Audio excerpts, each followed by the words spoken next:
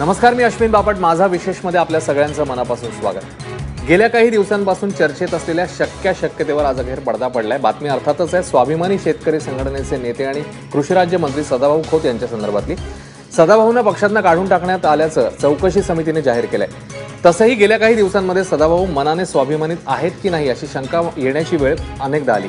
मग तो तूर खरेदी प्रश्न असो, कर्जमाफी मुद्दा असो किंवा मग राजू शेट्टी यांनी काढलेली संघर्ष यात्रा असेल, या सगळ्यामध्ये सदाभाऊ त्या अर्थाने ऍक्टिव्ह कुठेच दिसले नाहीत. तेव्हाच त्यांच्या पक्षातल्या पुढच्या प्रवासावर प्रश्नचिन्ह आलेलं होतं खरं म्हणजे, ज्याचं उत्तर आता अखेर मिळालंय. मात्र ही वेळ सदाभाऊंवर का आणि कुणामुळे आली? भाजपची ही खेळी होती का आणि मग ती यशस्वी झाली असं म्हणायचं का? की व्यक्तिगत महत्वाकांक्षेपेक्षा पक्षहित जे आहे ते व्यक्तिगत महत्वाकांक्षा त्याच्यापुढे सरस ठरली आहे का? आजच्या या चंद्रग्रहणाच्या दिवशी शेतकरी संघटनेला देखील ग्रहण लागलंय. या सगळ्याबद्दल आपण आता बोलणार आहोत आणि त्यासाठी आपल्यासोबत विविध तज्ज्ञ मान्यवर आहेत. आपल्यासोबत असणार आहेत राष्ट्रवादी काँग्रेसचे प्रवक्ते नवाब मलिकजी, त्यासोबतच बळीराजा शेतकरी संघटनेचे अध्यक्ष संजय पाटील घाटणेकरजी देखील आपल्यासोबत असतील. राजकीय विश्लेषक अभय देशपांडे माझ्यासोबत मुंबई स्टुडिओमध्ये आहेत. भाजप नेते पाशा पटेल आहेत आपल्यासोबत. त्यासोबतच शेतकरी प्रश्नांचे अभ्यासक गिरीधर पाटीलजी आणि स्वाभिमानी शेतकरी संघटनेचे नेते आणि खासदार राजू शेट्टीजी देखील आपल्यासोबत फोनवरून इकडे चर्चेमध्ये सहभागी होणार आहेत. सगळ्यात सुरुवातीला मी पाशा पटेल यांच्याकडे जाणार आहे. पाशा पटेलजी, गेल्या काही दिवसांमध्ये चर्चा होती, तेच अखेर झालेलं आहे की बाहेर पडलेले आहेत आता सदाभाऊ खोत, किंबहुना त्यांना काढून टाकण्यात आलेलं आहे पक्षातनं. पण भाजपने पूर्णपणे यासाठी सेटिंग केली होती, भाजपने त्यांना हायजॅक केलं होतं असं देखील म्हटलं जातंय. काय घडलं नेमकं?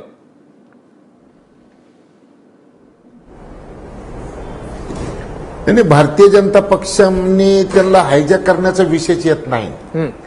विषय असा आहे की निवडणुकीच्या आधी जी महायुती झाली होती त्याच्यामध्ये स्वाभिमानी शेतकरी संघटना भारतीय जनता पक्षासोबत होती. आणि मग लोकसभेमध्ये राजू शेट्टींना आमच्या पक्षाने पाठिंबा दिला होता. आणि त्याचबरोबर सदा खोत सुद्धा माढा लोकसभा मतदारसंघामध्ये निवडणूक लढवत होते, पण ते पराभूत झाले. आणि त्याच्यानंतर स्वाभिमानी शेतकरी संघटनेला एक विधान परिषदेची जागा द्यायची होती. त्याच्यासाठी स्वाभिमानीकडून सदा खोत साहेबांचं नाव आलं आणि एक मंत्रिपद द्यायचं होते, ते त्यांनाच दिलं गेलं. त्याच्यामुळे इथं भारतीय जनता पक्षाने सेटिंग करायचं काही कारण नाही. त्यांनी ज्या पद्धतीनं मागितलं होतं त्या पद्धतीनं त्यांचा वाटा त्यांना दिला गेला होता.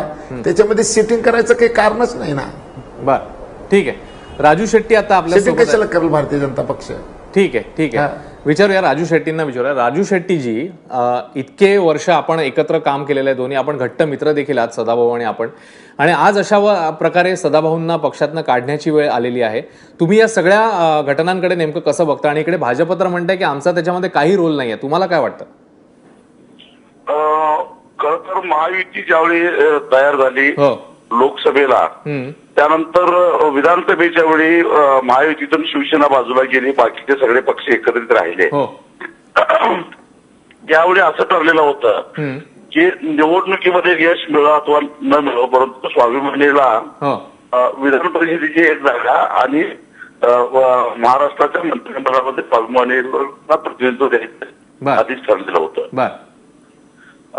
निवडणूक जागा आमचा भाजपला उपयोग झाला काय नाही ते सांगू शकतील, परंतु झाल्यानंतर दुर्दैवानं त्या निवडणुकीनंतर आमचा एकही आमदार निवडून येऊ शकला नाही. आणि दुसऱ्या बाजूला सदाभाऊ प्रचंड आश्वासन काही करून सरकारमध्ये जायचं होतं. त्यामुळं बऱ्याच वेळा आम्ही सदाभाऊचं पहिल्यांदा निवडलं. सुरुवातीला सरकार म्हणत होतं की यांच्यात एकमत होत. आम्ही पक्षाच्या आधी आमचं नाव दिलेलं होतं की आमचं, परंतु तरी सुद्धा बऱ्याच वेळा सरकारनं टाळाटाळ केली.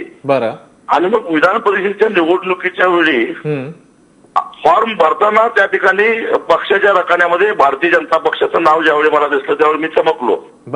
मी सदाभाऊंना विचारलं हा काय प्रकार आहे?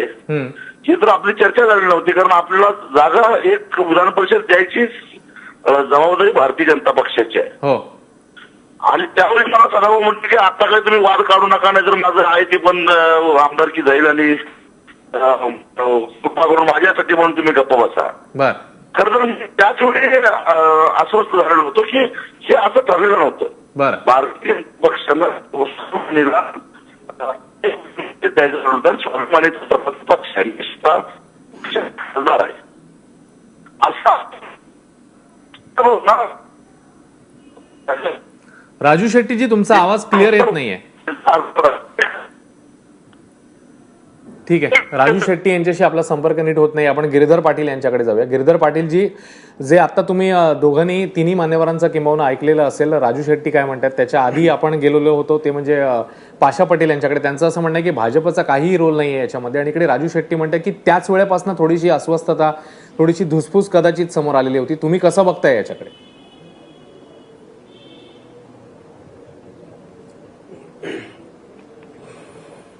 याच्यामध्ये भाजपचा रोल आहे असं म्हणता येणार नाही. कारण ज्या वेळेला विधान परिषदेला आमदार द्यायचा होता. हो, हॅलो हॅलो, बोला, सलग बोला, ऐकू येतंय. ज्या वेळेला आमदार द्यायचा होता त्यावेळेला सदाभाऊ बीजेपीच्या कमळ या चिन्हावरती निवडून आले. मध्ये आवाज येतोय. ऐकू येतोय. हॅलो हॅलो हॅलो, गिरीधर पाटीलजी तुम्ही सलग बोला, तुमचा आवाज क्लिअर आहे, तुम्ही सलग बोला. बोलता नाही. हॅलो, बरं. जर सदाभाऊ हे बीजेपीचे आमदार असतील तर त्यांना स्वाभिमानी संघटनेतून कसं काय बाहेर काढणार तुम्ही? कारण ते स्वाभिमानी संघटनेचे साधे सभासद सुद्धा नसणार. आणि हे हा जो सगळा प्रकार चालू आहे की आम्ही सदाभाऊला बाहेर काढलं वगैरे, त्याच्यामध्ये काहीच अर्थ नाहीये. कारण ते बीजेपीचे आमदार आहेत आणि बीजेपीतच राहणार आहे. बीजेपीच्या आमदारकीचा जोपर्यंत ते राजीनामा देत नाही तोपर्यंत स्वाभिमानी शेतकरी संघटना त्यांच्यावरती अधिकार सांगू शकत नाही. खरं म्हणजे ही सगळी ऍडजस्टमेंट जी त्यांनी केली ही फक्त सत्तेतून मिळणाऱ्या लाभासाठी केलेली आहे. आणि जोपर्यंत सत्तेचे लाभ मिळत होते तोपर्यंत हे चाललं. आणि जेव्हा जेव्हा त्यांच्यामध्ये वितुष्ट यायला लागलं तर त्यावेळेला भांडणं व्हायला लागली आणि त्याच्यामुळे हा सगळा प्रकार झालेला दिसतो. सदाभाऊ सुरुवातीपासून स्वाभिमानी संघटनेमध्ये कधीच रमले नाही. त्यांना एकदा सत्तेची ऊब मिळाल्यानंतर त्यांनी आपापले स्वार्थ अबाधित ठेवले. स्वाभिमानी शेतकरी संघटनेला झुलवत ठेवलं. आणि याच्यामध्ये शेतकरीही नाही, संघटनाही नाही आणि स्वाभिमानी नाही, तिन्ही गोष्टांचा आपल्याला अभाव दिसतोय. शेतकऱ्यांचे आज प्रश्न जे आहेत ते पीक विम्याचे प्रश्न आहेत, दुबार पेरणीचे प्रश्न आहेत, नवीन कर्जाचे प्रश्न आहेत. शेतकरी होरबळतो या सगळ्या प्रश्नांमध्ये. आणि या लोकांना सत्तेतल्या लाभाच्या लुटीतल्या वाटपाची भांडणं करण्यामध्ये इंटरेस्ट आहे. तर हे सरळ स्पष्ट दिसतंय की याच्यामध्ये शेतकऱ्यांच्या हिताचा किंवा याचा काही संबंध नाहीये. ठीक आहे, आपण राजू शेट्टी जर फोन लाईनवर असतील तर त्यांना विचारू आपण हा प्रश्न. राजू शेट्टीजी, तुम्ही काय गिरीधर पाटील बोलले ते ऐकलं असेल. व्यक्तिगत फक्त हित बघितलेलं आहे, पक्ष किंवा या दृष्टीने काहीच नाही बघितलं त्यांनी. राजू शेट्टी बहुतेक अजून कॉन्टॅक्टमध्ये नाही आहेत आपल्या. देशपांडे सरांकडे जाईन. देशपांडे सर फक्त आरोप प्रत्यारोप होते आणि आता तर ते म्हणतात की तेव्हाच भाजपचं काहीतरी नाव लिहिलं, म्हणजे जेवढा आपल्याला कंटेंट ऐकू आला फोन मधला. नाही, बरोबर आहे. त्यावेळेस त्यांनी विधान परिषदेवर नियुक्ती दिली. त्यावेळेसच मला वाटतं की ते स्वाभिमानी पक्षाचे तिथले प्रतिनिधित्व होते, त्याच पक्षाच्या चिन्हावर त्यांना तिथे घेणं अपेक्षित होतं. तेव्हाच भाजपाने त्यांना वेगळं काढलेलं होतं तिथून. नंतर संघटनेशी तसा संबंध सदाभाऊ खोत यांचा राहिला नव्हता. मुळात चळवळ आणि सत्ता या दोन गोष्टी एका वेळेस चालत नाहीत. तुम्ही आला तर चळवळ म्हणजे आपण या मागच्या काळामध्ये बघितलं असेल, विशेषतः सदाभाऊ खोत आणि राजू शेट्टी यांच्यामधला तणाव वाढत असताना सरकारकडून राजू शेट्टी यांना म्हणजे इग्नोर करण्यात आलं. विशेषतः त्यांनी निश्चितपणे त्यांनी संघर्ष यात्रा ज्यावेळेस काढली शेतकऱ्यांच्या प्रश्नाबरोबर, त्यावेळेस सरकारने त्यांच्याशी चर्चेची तयारीही दाखवली नाही. पुणतांब्यांचे शेतकरी ज्यावेळेस संपावर जाण्याचा इशारा देतात तेव्हा त्यांच्याबरोबर 3-3, 4-4 बैठका घेणारं सरकार, राजू शेट्टी यांचं आंदोलन थांबवण्यासाठी कुठलेही प्रयत्न केले नाहीत. याचाच अर्थ सरकारला आपल्याकडे त्यांच्यातला एक गट आहे याची खात्री पटली होती. आता दुसरा प्रश्न असा आहे की या सत्तेचं एकदा मी म्हटलं की एकदा मंत्रिपदानंतर वर गेल्यानंतर त्या सरकारमध्ये तुम्ही त्या ज्या चळवळीशी तुम्ही आयुष्यभर निगडीत राहिलेला आहे त्या चळवळीचे त्या लोकांचे प्रश्न सरकारमध्ये तुम्ही मांडणं अपेक्षित असतं आणि ते सोडवणं सुद्धा, ती जबाबदारी तुमच्यावर असते. आणि मधल्या काळामध्ये शेतकऱ्यांचे एका पाठोपाठ एक प्रश्न निर्माण झाले. त्यावेळेस राजू शेट्टी यांनाही सतत तोच प्रश्न विचारला जात होता की तुम्ही आता या सरकारमध्ये आहात, तुम्ही काय करताय. त्यामुळे त्यांनाही सत्तेत असतानाही, म्हणजे सत्तेत ते स्वतः नव्हते तरी संघर्षाचा पवित्रा घ्यावा लागला. पण त्याला सुसंगत भूमिका ज्यावेळेस सदाभाऊ खोत यांनी घेतली नाही तेव्हाच ते स्पष्ट झालं होतं की ते सरकार बरोबर राहतील. आज फक्त त्याचा मला वाटतं की फक्त एवढंच होतं की निर्णय कोणी आधी घ्यायचा, म्हणजे सदाभाऊ खोत यांनी पक्ष सोडायचा की पक्षांनी सदाभाऊंना काढायचं, एवढ्या पुरताच हा मर्यादित विषय राहिला होता मागच्या 4 महिन्यापासून. आणि तो आज निर्णय झालेला आहे. सदाभाऊंनी स्पष्ट केलेलं आहे की माझ्या मंत्रिपदाचा निर्णय मुख्यमंत्री आणि भाजप घेईल. याचा अर्थ तोच आहे की ते आता या पक्षाशी, या संघटनेशी निगडीत राहिलेलेच नाहीयेत. त्यामुळे त्याचं मान्य करण्याचा प्रश्नच निर्माण होत नाही. ठीक आहे, आपण पाशा पाटील यांना या सगळ्याबद्दल विचारणार आहोत, पण त्यापूर्वी संजय पाटील घाटणेकर आता आपल्यासोबत जॉईन झालेले आहेत. बळीराजा शेतकरी संघटनेचे ते अध्यक्ष आहेत. संजय पाटीलजी, तुम्ही या सगळ्या घटनांकडे कसं बघताय? शेतकरी चळवळीसाठी ही घटना किती नुकसानकारक ठरू शकते, काय सांगाल? मुळामध्ये राजू शेट्टी, सदाशिव खोत आणि आम्ही हे सगळ्यांनी मिळून पूर्वी चळवळ केलेली आहे.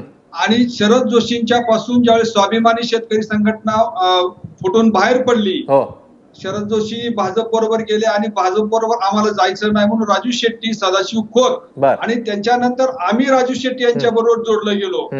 पहिल्यांदा खरं तर या राज्यामधील अनेक माझ्यासारखे तरुण हे राजू शेट्टींच्या व्यक्तिमत्वाकडे बघून या संघटनेकडे आकृष्ट झाले. सदाशिव खोत कोण आहेत हे आम्हाला माहितीही नव्हतं. आणि त्यानंतर सदाशिव खोत या चळवळीमध्ये प्रदेशाध्यक्ष किंवा महत्वाच्या पदावर ज्यावेळेस काम करायला लागले त्यावेळेस पासून माझ्यासारख्या अनेक कार्यकर्त्यांनी राजू शेट्टींना प्रत्यक्ष आणि तोंडावर सुद्धा त्यांच्या अनेक वेळा सांगितलं की शेट्टी साहेब, सदाशिव खोत हे चळवळ करायला लायक नाहीत, हे वेगळ्या पद्धतीचं रसायन आहे आणि हे आपल्यालाच नाही पण ह्या एकूण सगळ्या शेतकरी चळवळीला इथून पुढच्या काळामध्ये नुकसानकारक होणार आहे. हे मी तुम्हाला सांगतो. राजू शेट्टी आता फोन लाईनवर असतील तर त्यांना स्पष्टपणे तुम्ही सांगू शकता किंवा ते पण त्या ठिकाणी कबूल करतील की मी राजू शेट्टींना एक वेळ नाही 100 वेळा हे सांगितलं गेल्या 7-8 वर्षापासून की सदाशिव खोत हा माणूस हा चारित्र्यहीन माणूस आहे. हा शेतकरी चळवळ करत असताना साखर सम्राटांशी आपल्या हाताने तो संधान साधतो, आंदोलनामध्ये फूट पाडण्याचं काम करतो, आर्थिक हितसंबंध जोपासतो आणि याच्या हा मुळामध्ये स्वतः शेतकरीच नाही, ह्याला फक्त 40 गुंठे जमीन आहे आणि फक्त वक्तृत्व चांगलं असल्यामुळे राजू शेट्टींनी मला स्पष्टपणानं त्यावेळेस सांगितलं होतं की संजय, आपल्याला सदाभाऊ खोत हा किती जरी चारित्र्यहीन किंवा हा असा वेगळ्या पद्धतीचा सेटलमेंट करणारा माणूस असला तरी त्याला आपल्या जवळ ठेवावं लागेल. कारण त्याचं सांगतो मी स्पष्टपणे या महाराष्ट्रातील जनतेला सांगतो राजू शेट्टींच्या शब्दामध्ये, राजू शेट्टी मला असं म्हटले होते की हा आपला तमाशा आहे, या तमाशामध्ये सदाशिव खोत ही नाचणारी बाई आहे आणि ही नाचणारी बाई जरी तिचे काय वेगळे वागण्याची पद्धत असेल तरी आपला तमाशा चालवायचा असेल तर आपल्याला ह्या बाईला सोडून चालणार नाही. आणि म्हणून राजू शेट्टीने ज्यावेळेस 3 वर्षापूर्वी विधानसभेच्या निवडणुकीमुळे आमच्या आणि त्यांच्यामध्ये मतभेद झाले, मी स्पष्टपणानं कार्यकारिणीच्या आमच्या बैठकीमध्ये सदाशिव खोत त्याला राज्याचा प्रदेशाध्यक्ष करण्यावर जाहीर विरोध केला. त्यावेळेस राजू शेट्टींनी माझी बाजू न घेता सदाशिव खोताची बाजू घेतली आणि एक मोठा गट म्हणून आम्ही बाहेर पडलो आणि बळीराजा शेतकरी संघटनेची स्थापना केली. मग त्यावेळेस राजू शेट्टीला माहित होतं हे सदाशिव खोत हा चांगला माणूस नाही, सगळ्या गोष्टी माहित होत्या. मग इतके त्यांनी पुन्हा मंत्री केलं, पुन्हा आमदार केलं आणि आता सांगतात ते म्हणजे याच्यामध्ये राजू शेट्टींची सुद्धा चूक आहे. मी या ठिकाणी एवढंच सांगतो की राजू शेट्टींचं अभिनंदन करतो, उशिरा का होईना त्यांनी चांगला निर्णय घेतलेला आहे. इथून पुढच्या काळामध्ये या चळवळीला ठीक आहे. संजय पाटीलजी, तुमचा मुद्दा लक्षात आला. दोन्ही गोष्टी बोलतात संजय पाटीलजी. एकतर म्हणतात की आधी राजू शेट्टींची चूक होती आणि नंतर म्हणतात की मी त्यांचं अभिनंदनही करतो. राजू शेट्टी स्वतः आपल्या सोबत आहेत. राजू शेट्टीजी, अतिशय खळबळजनक अशा काही गोष्टी आता संजय पाटीलजी यांनी सांगितलेल्या आहेत, तुम्ही बोललात असं त्यांनी कोट केलेलं आहे, तुमचं काय म्हणणं आहे याच्यावर? आता संजय पाटील काय बोलतात आणि काय नाही बोलतात आणि एकूण त्याच्याबद्दल मला बोलायचं नाही. एक तर तुम्हाला सगळ्यांनाच माहिती आहे की मी चळवळीतल्या कार्यकर्त्यांच्या बद्दल वाईट मत व्यक्त करत नाही, कारण मला चळवळी वाढल्या पाहिजेत आणि चळवळीमध्ये लोक येणारे कमी असतात आणि अशा पद्धतीनं जर एकमेकांबद्दल वाईट साईड बोलायला आलो तर चळवळीवरचा लोकांचा विश्वास उडेल. त्या काही गोष्टी आहेत म्हणून मी स्वतःभोवती काही आचारसंहिता घालून घेतलेली आहे म्हणून संजय पाटलाच्या एकूण सगळ्याच वक्तव्याबद्दल मी काही बोलणार नाही. बर, पण म्हणजे तुम्ही डिनाय पण करत नाही आहात, तुम्ही सेफ अप्रोच घेता असं वाटतंय तुम्हाला? तुम्ही थेट तुम्ही नकार पण देत नाहीत, ते जे काही बोलले ते तुम्ही नाकारतही नाही आहात. सगळंच नाकारण्यासारखं नाही आणि सगळ्याच गोष्टीला होकार देण्यासारख्या सुद्धा गोष्टी बरं. संजय पाटलांनी सांगितलेल्या नाही आहेत. बर, पण मग कुठल्या गोष्टी नाकारत नाही आहात तुम्ही? नाही, मग ते मला माझी आचारसंहिता तोडायला का भाग पाडताय तुम्ही? मी ते बोलणार, कारण मी बरं. आजपर्यंत ते पत्ते पाळले गेली 15 ठीक आहे. अनेकांनी माझ्यावर आरोप केले तरी सुद्धा ठीक मी आहे. निमूटपणानं ते सहन केलेले ठीक आहेत. आहे. आणि एवढ्या किरकोळ गोष्टीसाठी मी माझी आचारसंहिता बरं, ठीक आहे, बोला, बोला. एवढं सांगतो. पण हा. एवढं जरी झालं तरी मी शेतकरी आणि शेतकरी चळवळ हा. आणि शेतकऱ्यांचं हित या बाबतीत मी कधीच तडजोड केलेली नाही आहे. बरं, किती जरी असलं तरी चळवळीतल्या कार्यकर्त्यांनी विचारावर निष्ठा ठेवली पाहिजे आणि त्यांची निष्ठा फक्त शेतकरी चळवळीची राहिली पाहिजे. त्याबद्दल मी कालही ठाम होतो, आजही ठाम आहे आणि उद्याही असणार आहे. आणि मग त्यासाठी मला कोणाचंही शत्रुत्व घ्यायला लागलं तरी चालेल, माझी ती तयारी आहे. ठीक आहे. राजू शेट्टीजी, नवाब मलिकांकडे आपल्याला जायचंय, पण तत्पूर्वी संघर्ष यात्रा जी तुम्ही काढलेली होती त्याच्यामध्ये आता असा एक मुद्दा निघाला की जाणीवपूर्वक तुम्हाला एकटं पाडून कसं सदाभाऊ त्या यात्रेमध्ये सामील होणार नाहीत अशा प्रकारे काळजी घेण्यात आली, असं काही करण्यात आलेलं होतं, असा काही प्लॅन तुम्हाला आढळला त्यावेळी? हॅलो, हा राजू शेट्टीजी, माझा आवाज पोहोचतोय ना आपल्यापर्यंत? हा, बोला. हा, संघर्ष यात्रा जी तुम्ही काढलेली होती तिकडून खरं म्हणजे हे मतभेदातली दरी जी आहे ती आणखी वाढली, याचं कारण सदाभाऊ कसे तुमच्याबरोबर येणार नाहीत अशी काळजी घेण्यात आली असं देखील बोललं जातंय. त्यात कितपत तथ्य आहे? तुम्हाला तसं जाणवलं होतं त्यावेळी? ना, असं काही नाही. ज्या त्यावेळी ज्या त्या गोष्टी योग्य वाटल्या त्या मी केल्या. बर, आणि त्याला संघटनेतनं पूर्ण पाठिंबा होता. म्हणजे संघटनेतल्या सगळ्या कार्यकर्त्यांची अशी इच्छा होती आणि सगळ्यांनी सहभाग घेतला. बर, एखाद्यानं घेतला नाही बर, तर त्या फारसा फरक पडत नाही. पण त्यांना तसं करण्यासाठी तशी व्यवस्था करण्यात आली होती, तशी काळजी घेण्यात आली होती, असं काही जाणवलं का तुम्हाला? नाही, आता ज्यावेळी संघर्ष यात्रा आमची निघालेली होती पुण्यातून मुंबईला, नेमकं त्याचवेळी मुख्यमंत्र्यांचा दौरा इस्लामपूरला माझ्या मतदारसंघात लागणे आणि तिथं काही लोकांचा की ज्यांना निवडून आणण्यामध्ये आम्ही नगराध्यक्ष करण्यामध्ये महत्वाची भूमिका निभावली होती, त्यांनी भारतीय जनता पक्षामध्ये प्रवेश करणं ह्या काही योगायोगाच्याही गोष्टी असू शकत नाही. ठीक आहे. सदाभाऊंच्या मुलाचा जो पराभव झाला निवडणुकीमध्ये त्याच्यामुळे ही आडी आणखी वाढली नाही, त्याचं कारण त्यानं तिथं राहणं चुकीचं होतं. कारण तिथं आमचा एक कार्यकर्ता आहे संतोष घनवट नावाचा, जो तिथला विद्यमान पंचायत समिती सदस्य होता आणि त्याचा त्या मतदारसंघावर अधिकार पोहोचत होता. आणि चळवळीमध्ये नेत्यापेक्षा कार्यकर्ते महत्वाचे असं मी मानणारा माणूस आहे. बर, ठीक आहे. पुन्हा एकदा राजू शेट्टींनी थोडासा सेफ अप्रोच आपल्याला घेतलेला दिसतं. ठीक आहे, आपण त्यांना पुढे विचारूया. गिरधर पाटील यांना या संदर्भात काहीतरी बोलायचं, त्यांचं आपण एक मत घेऊन आपण नवाब मलिकांकडे जाऊया. गिरधर पाटीलजी.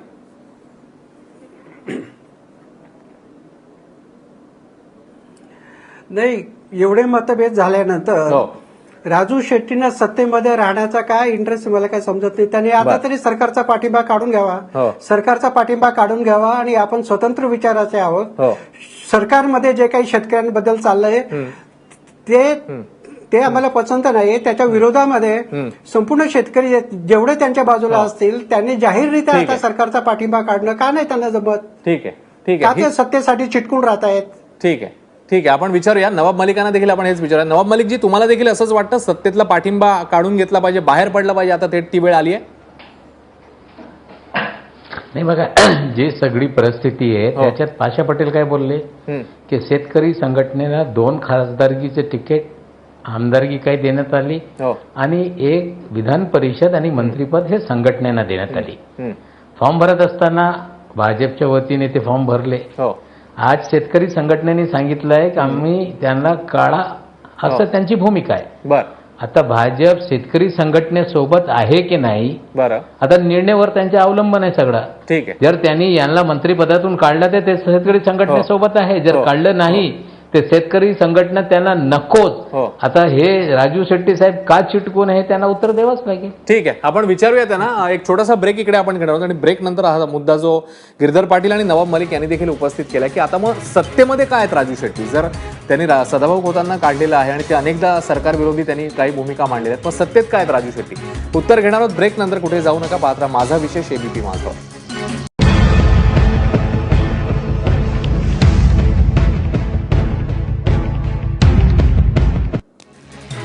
ब्रेक नंतर आपल्या सगळ्यांच्या चर्चेमध्ये पुन्हा एकदा स्वागत. माझा विशेषमध्ये आज चर्चा सुरू आहे ती म्हणजे सदाभाऊ खोत यांना आता पक्षातनं काढून टाकण्यात आलेलं आहे. त्यांचं नेमकं असं का झालं, कोण त्याला कारणीभूत आहे आणि पुढचा प्रवास त्यांचा नेमका मग कुठे असणार, या सगळ्या संदर्भात चर्चा सुरू आहे. आपल्यासोबत विविध मान्यवर आहेत. ब्रेकपूर्वी राजू शेट्टींनी जे संजय पाटील यांनी म्हटलेलं होतं सदाभाऊ खोत यांच्याबद्दल, त्याच्याबद्दल थेट त्यांनी नाकारलंही नाही आणि काही त्यांचं असं म्हणणं की सगळ्या स्वीकारतही नाही गोष्टी, सगळ्या नाकारतही नाही. थोडंसं सेफ त्यांनी उत्तर दिलं. संजय पाटलांकडे पुन्हा एकदा जाऊया. संजय पाटील ही राजकीय अपरिहार्यता म्हणायची का राजू शेट्टींची. ते थेट नाकारतही नाहीत गोष्टी आणि स्वीकारतही नाहीयेत. राजू शेट्टींनी आता त्यांच्या उत्तरामध्ये असं सांगितलं की शेतकरी चळवळ जी चालू आहे राज्यामध्ये शरद जोशींनी सुरू केलेली, त्या शेतकरी चळवळमध्ये काम करणाऱ्या लोकांच्या बद्दल मी वाईट बोलणार नाही. परंतु या ठिकाणी मी राजू शेट्टींना आणि आपल्या सगळ्यांना आणि महाराष्ट्रातल्या सगळ्या शेतकऱ्यांना आणि चळवळीतल्या सर्व कार्यकर्त्यांना मी या ठिकाणी सांगू इच्छितो की चळवळ करत असताना जर कार्यकर्ते त्या चळवळीचा वापर आपल्या स्वतःच्या राजकीय ह्याच्यासाठी किंवा राजकीय म्हणण्यापेक्षा स्वतःचं घर भरण्यासाठी आणि त्याचा विचित्र काय वापर करत असतील तर अशा कार्यकर्त्याला खाण्यासारखं चळवळीतून बाहेर काढलं पाहिजे. मग तो कार्यकर्ता किती मोठा असला तरी चालेल. परंतु राजू शेट्टींनी हे त्यावेळेस केलं नाही, म्हणून त्यांना आता त्यांच्या डोक्यावर सदाभाऊ खोत या ठिकाणी बसलेला आपल्याला दिसतो. आज राजू शेट्टींनी त्यांची हकालपट्टी केली आणि ते गिरधर पाटील सांगतात की ते सदाभाऊ खोत हे संघटनेचे नाहीतच. अहो, सदाभाऊ खोतला ह्या सदा खोतच्या छातीवर अजून सुद्धा संघटनेचा बिल आहे, तो का त्यांनी काढलेला नाही. तो संघटनेचा माणूस म्हणून त्या कृषी राज्यमंत्री म्हणून त्यावेळेस त्यांना घेतलेला आहे. भाजपचा एबी फॉर्म जोडला हे किती लोकांना माहित आहे, हे शेतकऱ्यांना माहित आहे का.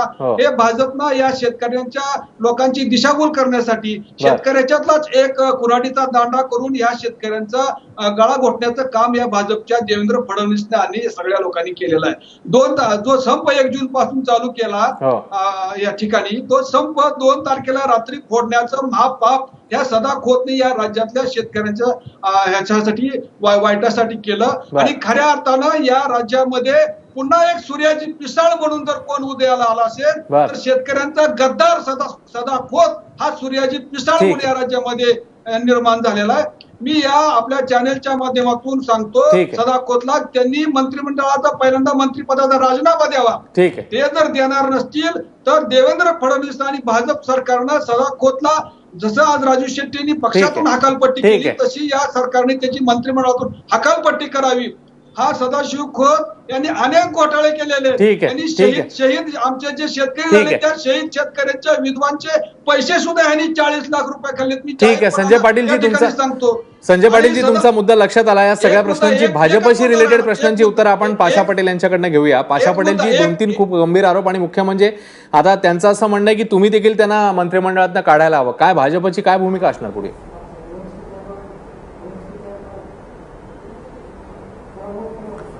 त्याने कसं आहे की ज्यावेळेस विनायक मेटे साहेब, रामदास आठवले साहेब आणि स्वाभिमानी शेतकरी संघटना, महादेव जानकर हे 4-5 लोकांचं जे संघटन झालं होतं त्या प्रत्येकाला आमदारकी, खासदारकी, मंत्रिपद सगळ्यांना काही दिलेलं होतं. आता त्या कोट्यातून दिलेलं आहे. आता ते दिलेलं असताना म्हणजे आता ते ज्यावेळेस एकत्र होते त्यावेळेस त्यांना हे सगळे दिलेलं आहे. आता मतभेद त्यांचे झालेले आहेत बरोबर. आता ह्या मतभेदाशी भारतीय जनता पक्षाचं काही सूर्यसूतक नाही. एक गोष्ट कशी आहे की जर भारतीय जनता पक्षाने शब्द देऊन जर स्वाभिमानीला विधान परिषद दिली नसती, जर शब्द देऊन त्यांना जर मंत्रिपद दिलं नसतं तर भारतीय जनता पक्षाला आरोप करायला काही अडचण नव्हती. परंतु स्वाभिमानीच्या ज्या काही अटी होत्या त्या अटी सगळ्या पूर्ण केलेल्या आहेत आणि मग विधान परिषदेवर घेताना आता महादेव जानकर असो का सदा खोत असो, या सगळ्यांनाच भारतीय जनता पक्षाच्या पॅनलमधूनच आमदारकी दिलेली आहे, की नवीन नाही. नवीन असंच काही कारण नाही. ठीक. विषय असा आहे की आता त्यांच्यातले जे अंतर्गत मतभेद तयार झालेले आहेत, त्या मतभेदाचा आता परिणाम या सगळ्या गोष्टीवर आहे. परंतु मला एक गोष्ट जी वाटते ठीक आहे ती म्हणजे अशी की हे मतभेद खरं तर मतभेद ठीक आहे. पाशा पटेलजी, मुद्दा लक्षात आला तुमचा. मला बोलायचंय का? हो. संजय पाटील यांना काहीतरी क्रॉस करायचंय तुम्हाला, त्यांना पटत नाहीये त्यांचा तुमचा मुद्दा. संजय पाटीलजी बोला. आमचे पाशाबाई सांगतात की यांना आम्ही भाजपच्या मंत्रिमंडळामध्ये जे ठरलं त्याप्रमाणे आम्ही घेतलं. मान्य आहे, तुम्ही ज्या पद्धतीनं करार झाला विधानसभेच्या निवडणुकीमध्ये, विनायक मेटे असतील किंवा स्वाभिमानी शेतकरी संघटना असेल किंवा रामदासजी आठवले साहेब असतील, यांना तुम्ही स्थान दिलं.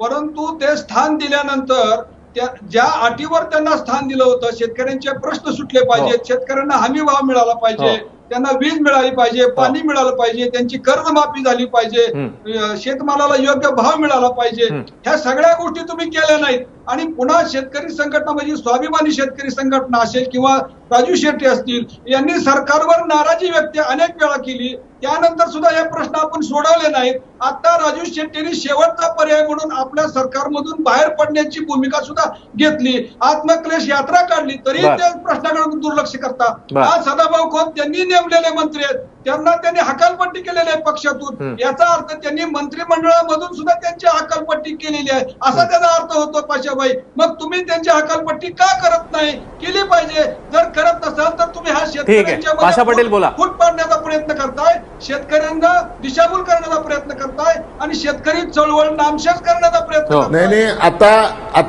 आता असा विषय आहे, असा विषय आहे की ज्यार्थी हे सगळी मंडळी भारतीय जनता पक्षासोबत आली, तर या मंडळीचं काम काय? या मंडळीचं काम काय? आम्ही आता समजा मी पाशा पटेल, मी शेतकरी संघटनेचं काम केले, मी प्रदेशाचा अध्यक्ष होतो, मला शरद जोशींनी भारतीय जनता पक्षामध्ये पाठवलं, मी भारतीय जनता पक्षामध्ये येऊन आमदार झालो, मी 1000 किलोमीटर पायी चाललो, मला जे विषय पाहिजे होते शेतमालाचा उत्पादन खर्च पद्धत बदलण्यासाठी मी त्या काळामध्ये चलून ती बदलून घेतली. आज मी कृषी मूल्य आयोगाची स्थापना करायला लावली. माझं म्हणणं असं आहे की तुम्ही 20-25 वर्ष जे विषय लोकांमध्ये मांडलेले आहेत ते आता तुम्हाला सत्तेमध्ये जायची संधी आलेली आहे. आता ते प्रश्न सोडून घ्यावा ना. सत्तेमध्ये राहून सोडवत नसतं कोण, सोडवून घ्यायचं असतंय. आणि मग तुम्हाला जर समजा आत्ता जर नाही सुटले कधी सुटणार आहे. म्हणून तुम्ही जी भाषणं केली, एक मिनिट पाटील संजय पाटीलजी थांबा, त्यांना पूर्ण करू द्या. पाशा पटेल पूर्ण करा. पाटील नीट ऐका, ऐकायची बी संजय पाटील ऐकायची सवय लावून घ्या. चांगली असती ती, कामाला येतच त्या विषयामध्ये, समजलं का? मी बोललोय, पहिलं माझं ऐकून घ्या. तुमचे सगळेच मतं मी ऐकलीच पाहिजे असं काही भाग नाही. मी काय म्हणतो ते ऐकून घ्या की जर समजा आपण आयुष्यभर जे विषय मांडलेले आहेत ते प्रश्न सोडवण्याचे 2 मार्ग आहेत. एक तर रस्त्यावर बसून आंदोलन करायचं आणि दुसरं म्हणजे सत्तेमध्ये जाऊन सत्तेच्या माध्यमातून प्रश्न सोडवायचे. विषय काय? प्रश्न सोडवायचं. मार्ग काय? एक आंदोलन आणि एक सरकार. तुम्हाला आंदोलन करून जे प्रश्न तुम्ही मांडलेले होते ते सत्तेमध्ये आल्यानंतर सत्तेमध्ये घुसून सत्तेमध्ये वाटा घेऊन सत्तेमध्ये हिस्सा घेऊन ते प्रश्न सोडवणं गरजेचं आहे. मला असं वाटतं की सदा खोची जी काही ताकद असेल त्या ताकदीच्या प्रमाणात त्यांनी आपले प्रश्न मांडण्याचं काम सुरू केलेलं आहे. तुम्ही सत्तेमध्ये होता तर सत्तेमध्ये तुम्ही का कर्जमाफीची घोषणा केली नाही? संजय पाटील संजय पाटलाला ते सांगा ना. ठीक आहे असताना मी विरोध केला नाही त्यांना. ठीक आहे. पाशा पटेल आणि संजय पाटीलजी दोघांचेही मुद्दे लक्षात, पाशा पटेलजी आणि संजय पाटीलजी दोघांचेही मुद्दे लक्षात आलेले आहेत. आपल्या कार्यक्रमाची वेळ संपत आलेली आहे आपल्याला. ठीक आहे. बरं बोला. पाशा पटेल पूर्ण करा, थोडक्यात पूर्ण करा, वेळ कमी आहे आपल्याकडे. बोला. हा, मग मी थोडक्यात पूर्ण करतो. सत्तेमध्ये आल्यानंतर रात्री खाल्लं तूप आणि सकाळी बघा रूप, एका दिवसामध्ये प्रश्न मिटत नसतात. ठीक आहे. आणि म्हणून सत्तेमध्ये तुम्ही यायला नको तर तुम्ही आता आलेत तर तुम्ही एक वाक्यता करून जर समजा शासनासोबत बसून जर प्रश्न सोडवता जर नाही आले तर तुमचा उपयोग काय? माझ्या माहितीप्रमाणे सदाभाऊ खोत आता तुम्ही पाठवलंय तर त्यांना थोडे दिवस संधी तर द्यायला पाहिजे ठीक काम आहे. करायची. पाशाभाई एकच प्रश्न आहे की सरकारमध्ये नाही पाशाभाई एकच प्रश्न आहे की लाईट लागली असं होत ठीक आहे. पाशाभाई सरकारमध्ये खोत हे भाजपचे प्रतिनिधी आहेत का शेतकरी संघटनेचे स्वाभिमानीचे आहेत? सरकारमध्ये आता ते प्रतिनिधी कोणाचे आहेत? एक मिनिट ऐकून घ्या. सदा खोत शेतकरी संघटनेच्या माध्यमातून भारतीय जनता पक्षाच्या कोट्यातून आमदार झालेले आहेत. मग त्या पक्षांनी सांगितलं त्यांना आता मंत्रिपदावरून दूर करा, तर तुम्ही ऐकणार का? सांगितलंय ऑलरेडी आज. आता कधी ते आता अजून चालू आहे, अजून त्यांचं चालूच आहे, अजून आमच्यापर्यंत आलंच नाही. त्यांच्या अंतर्गत याच्यामध्ये आम्ही कशाला लक्ष घालायचं? त्यांचं सगळं होऊ द्या, मग त्याच्यानंतर बघता येईल काय करायचं ते. भाजपमध्ये घ्यायचं की नाही घ्यायचं ते. निर्णय केलेले त्यांच्या पातळीवर, ते आम्हाला कुठं कळवलेलं आहे? नाही ते कसं होईल माहितीये का? ते आमचे नेते निर्णय करतील, पण पहिले त्यांचे काय वाद आहेत, काय गोष्टी आहेत ते आमच्यापर्यंत आले तर पाहिजे. आतापर्यंत आम्ही ते एकच आहेत असं समजतो. ठीक आहे. अगदी थोडक्यात आपण शेवटच्या 1-2 कमेंट घेणार आहोत. नवाब मलिकजी, एक तुमची छोटी वाइंड अप कमेंट घेऊन मग आपण पुढे जाऊया. बोला नवाब मलिकजी. नाही, सदाभाऊ खोत आता शेतकरी संघटनेत नाही, ते भाजपमध्ये भाजपचे मंत्री झालेले. पण आता यांना राजू शेट्टी साहेबांना निर्णय घ्यायचा आहे की मंत्री पण त्यांच्या सोबत नसताना ते आता यांच्या सोबत सरकारमध्ये राहणार की ते वेगळे होणार, हे निर्णय आता यांना घ्यायचा आहे. ठीक आहे. आपण वाइंड अप करताना पुन्हा एकदा राजकीय विश्लेषक अभय देशपांडे सरांकडे जाऊया. देशपांडे सर, जो मुद्दा तुम्ही आता विचारला तोच त्यानेच आपण वाइंड अप करूया की आता हे तर म्हणतात की राजीनामा द्यायला हवा. सदाभाऊ खोतांनी सांगितलं पुढच्या काही दिवसात भूमिका स्पष्ट करेन. टेक्निकल जर आपण सगळा विचार करायचा म्हटलं याच्यामध्ये तर काय दिसतंय तुम्हाला पुढचं? मला वाटतं की म्हणजे ज्यावेळेस शिवसेना भाजप युती तुटली त्यावेळेस या तीनही पक्षांनी भाजप बरोबर राहण्याचा निर्णय घेतला आणि त्याच याच्यावर निवडणुका लढवल्या. म्हणजे स्वतः शेट्टी सुद्धा हे युतीचे महायुतीचे उमेदवार म्हणून निवडून आलेले. समजा हा पक्ष उद्या बाहेर पडला तर ते पुन्हा निवडणुकीला सामोरे जाणार आहेत का, असाही प्रश्न उद्या सदाभाऊ खोत विचारू शकतील. त्याचं उत्तर त्यांना द्यावं लागेल. तिसरी गोष्ट अशी आहे की विधान परिषदेमध्ये या सगळ्या तिघांनाही घेतलं. मेटे असतील, जानकर असतील किंवा सदाभाऊ असतील, या तिघांनाही भाजपचेच प्रतिनिधी म्हणून घेतलेलं आहे त्यांनी.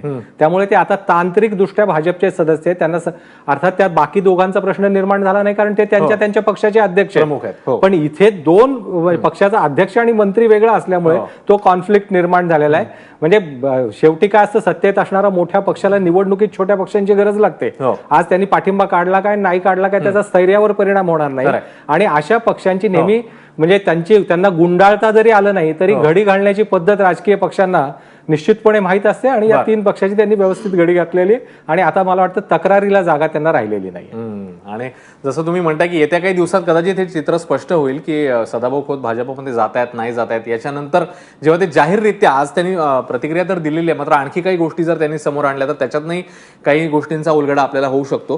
तुर्तास आपल्याला हेच बघायचं आहे आता की पुढे सदाभाऊ खोत नेमकं काय करणार आणि मुख्य म्हणजे शेतकरी चळवळीचं पुढे इथून काय होणार आहे या सगळ्यावर आपलं लक्ष असेलच. तुर्तास या चर्चेसाठी आज सगळ्या मान्यवरांनी आपल्याला वेळ दिला. राष्ट्रवादी काँग्रेसचे प्रवक्ते नवाब मलिक साहेब आपल्यासोबत होते, बळीराजा शेतकरी संघटनेचे संजय पाटील घाटणेकर, त्यासोबतच भाजप नेते पाशा पटेल, शेतकरी प्रश्नांचे अभ्यासक गिरधर पाटीलजी आणि स्वाभिमानी शेतकरी संघटनेचे खासदार राजू शेट्टी हे सगळे आपल्यासोबत होते. मुंबई स्टुडिओत माझ्यासोबत होते राजकीय विश्लेषक अभय देशपांडे सर. या सगळ्यांचे मी या कार्यक्रमामध्ये सहभागी झाल्याबद्दल आभार मानतो. माझा विशेषमध्ये आता इकडेच थांबतोय. ताज्या घडामोडींसाठी पाहत राहा एबीपी माझा.